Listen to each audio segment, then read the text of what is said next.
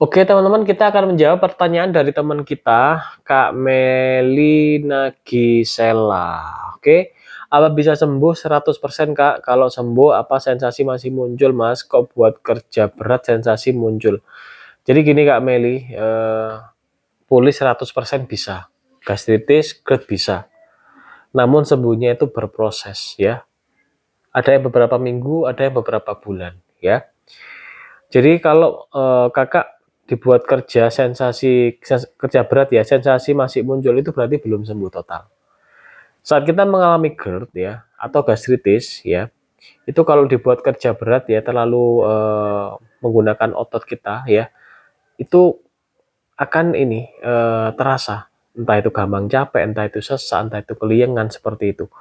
Oleh karena itu disembuhkan dulu ya secara pulih total ya, sehingga nanti kita bisa beraktivitas lagi. Namun itu tadi, syaratnya pemulihannya itu tidak instan. Jadi harus banyak istirahat, pikiran harus tenang ya, kemudian, makanan juga harus dijaga, vitamin, nutrisi harus dijaga ya. Jadi misal konsumsi madu, harus konsumsi madu yang terbaik, misal konsumsi probiotik harus pilih semisal, ini cuka nanas atau cuka apel yang terbaik gitu ya. Jadi memang harus gitu teman-teman ya. Penggunaan cuka apel pun teman-teman tidak bisa asal-asalan, asal-asal menggunakan cuka apel tidak bisa. Teman-teman harus pilih yang, rekomendasi, terutama rekomendasi dari, teman-teman kita ya, yang sudah pulih duluan. Saya udah pulih duluan, jadi saya berani merekomendasikan, karena saya memakai, ya. Jadi saya bukan mempromosikan, saya bukan bermaksud menjual, kalau di TikTok memang di situ ada affiliate ya.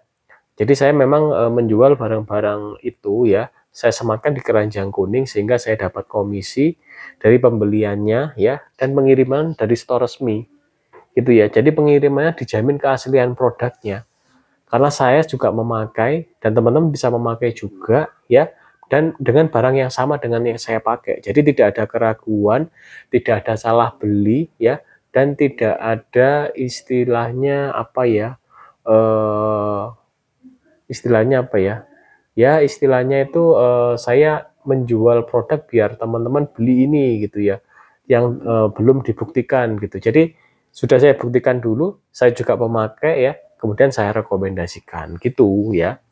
Jadi itu yang penting. Oleh karena itu, teman-teman kalau mau belajar seputar lambung, bisa ini Kak Meli, bisa belajar kepada akun-akun ya di TikTok atau di YouTube yang sudah pernah pulih. Jadi sharing pengalaman pejuang GERD, pejuang asam lambung, pejuang gastritis. Nah itu silakan diikuti, ditonton, diambil ilmunya, kemudian diterapkan. Itu penting sekali Kak Meli seperti itu. Sehingga biar Kak Meli bisa sembuh total.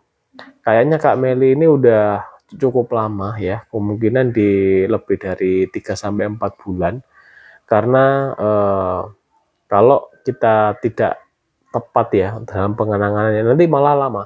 Bisa ada yang tahunan. Teman-teman ada yang 1 tahun, 2 tahun, 3 tahun, ada loh teman-teman. Jadi bisa ditarik kesimpulan ya, permasalahan seputar lambung ya, asam lambung atau luka lambung peradangan ini harus kita selesaikan, harus kita tangani dengan hati-hati, dengan tepat. Agar apa? Agar bisa pulih total ya. Tujuan kita pulih total, bukan pulih sementara kambuh lagi, pulih sementara kambuh lagi, bukan gitu tujuan kita. Tujuan kita sembuh total seperti sedia kala sebelum kita terkena ini keluhan seputar lambung, asam lambung atau gastritis luka lambungnya. Gitu Kak Meli ya. Jadi yakinlah bisa 100%. Saya adalah pejuang GERD yang sudah pulih di 8 sampai 9 bulan, udah pulih 100%. Istri saya pejuang gastritis. Pertama gastritis akut, kemudian kronis. Sembuh di 3 sampai 4 bulan. Saya yang merawat. Setelah saya merawat, kemudian saya kena GERD, teman-teman. Jadi saya tidak menyangka bahwa saya akan terkena penyakit asam lambung ini. Maksudnya bukan asam lambungnya penyakit, bukan. Keluhan seputar asam lambung. Intinya asam lambungnya bermasalah atau asam lambungnya ada gangguan. Saya tidak menyangka. Padahal pola makan saya udah saya jaga waktu itu ya. Jadi saya tuh setiap makan itu syarat ada karbo, protein, dan makan buah pula sebelum makan. Udah bagus lah istilahnya menurut saya. Kesalahan saya terlalu sering makan. Setelah makan, cari snack, makan lagi, setengah jam makan, 1 jam makan, makan 1 jam, satu makan jam per jam makan, kemudian saat siang masih setelah makan tidur ya. Nah, itu yang harus dirubah. Setelah makan kemudian tidur bisa melemahkan otot katup esofagus itu. Namanya apa ya? Lupa saya istilah medisnya ya, maklum bukan orang medis ya. Kemudian terlalu sering makan, asam lambung kita ini kalau makanan masuk kan dia mengolah. Nah, sesudah itu dia itu mincetnya istirahat untuk mengeluarkan keasaman lambung yang terbaik lagi. Nah, kalau terlalu sering makan, keasaman lambung ini bisa berkurang untuk keasamannya, kurang bagus gitu ya. Itulah penyebab saya terkena GERD. Nah, teman-teman kalau ingin komen, Kak Meli kalau menanggapi video ini silakan tanggapi di bawah. Tulis saja, cerita aja enggak apa-apa. Nanti saya akan bahas dengan video biar kita istilahnya bisa interaksi ya.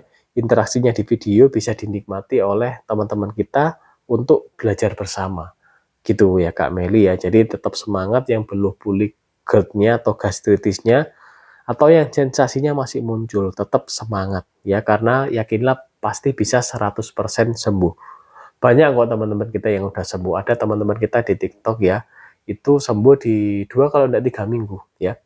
Namun masih inilah belum parah memang. Jadi namun udah ini, dia udah beberapa kali ke dokter, minum obat lambung, kemudian ketemu live saya, kemudian ini memperhatikan ya konsumsi probiotik ya, jaga pola makan, sembuh teman-teman, beneran ini ya. Ada beberapa orang ya, jadi udah pulihnya cepet karena asam lambungnya belum parah. Kalau saya udah parah dan saya dulu masih mencari sendiri caranya gimana. Nah, saya di sini hadir menemani teman-teman untuk pulih bersama. Mari kita pulih bersama, kita belajar bersama seputar lambung. Oke, teman-teman, terima kasih udah menyimak video ini sampai habis. Mohon maaf apabila ada salah kata. Silakan komen, like, dan share ya. Barangkali nih video ini bermanfaat untuk teman-teman, keluarga ya, seperti itu. Oke, teman-teman, sekian dari saya. Mohon maaf apabila ada salah kata. Wassalamualaikum warahmatullahi wabarakatuh. Salam sejahtera bagi kita semua.